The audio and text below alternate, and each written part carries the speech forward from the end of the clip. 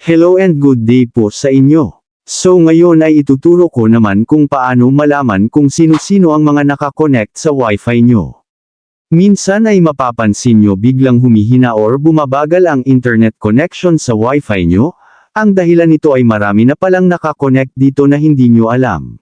So para malaman nyo kung sino-sino ang mga nakakonect sa Wi-Fi nyo, ay keep on watching and let's proceed.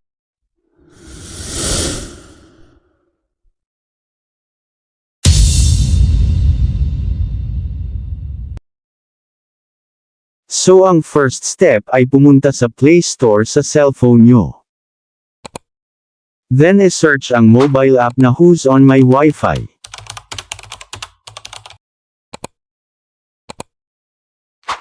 At install nyo ang app na ito. Then pagkatapos nyo ma-install, ay i-click ang Open. Dito sa Privacy Policy, ay mas mabuti kung basahin nyo muna ang nilalaman nito. I-click nyo lang ang Privacy Settings. Then pagkatapos ay i-click ang Accept and Continue. I-click ang Start Search. Then may mag-pop up na ganito. E-select ang Allow Access. Then select while using the app. At ngayon naman ay i-click natin ang Start Search. So dito makikita natin kung ilan yung nakakonect na devices sa ating Wi-Fi.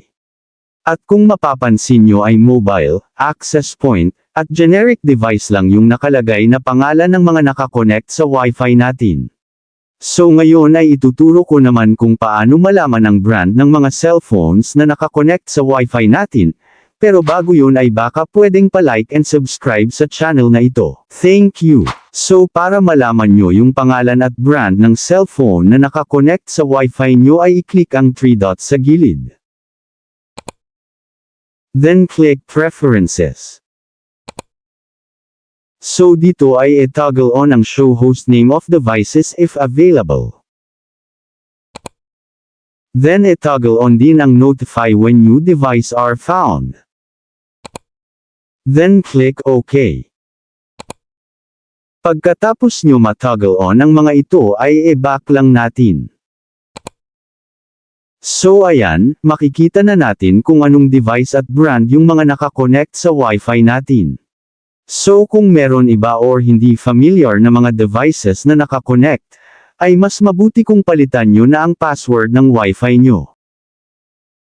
So ayan, sana po ay nagustuhan nyo ang video natin ngayon, at maraming salamat po sa mga nag-subscribe, at kung bago ka palang napadaan sa channel na ito, at gusto mo ng mga ganitong video, ay huwag po sana kalimutang mag-like, subscribe, at pindutin ang notification bell button, upang updated po kayo once na mag-upload ako ng bagong video.